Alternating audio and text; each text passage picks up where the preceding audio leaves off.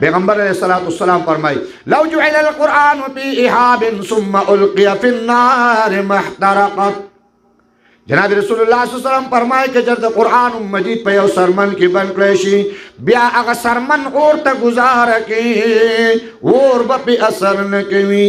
محدثین فرمائی کہ لا حدیث ظاہر دا دے منگو اخلو نو دا معجزہ دا پیغمبر دا زمانے پوری خاص ہوا او کنا ترتوالو چیو لو جعل القرآن پی احاب کرا قرآن پہ یو سرمن کی بن کلیشی.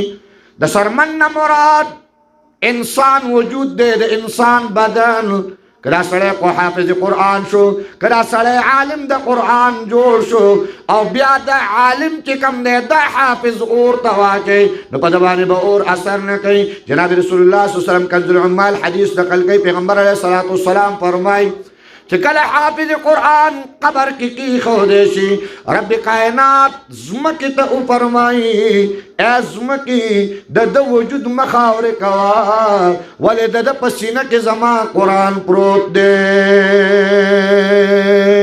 وای قرآن منی والا دیو کنو وای قرآن محبت والا دیو کنو پس دمرگا اور لڑی نور کئی پس دمرگا ستارا وجود پا خاورو کی جی کم دے خاوری کئی نو.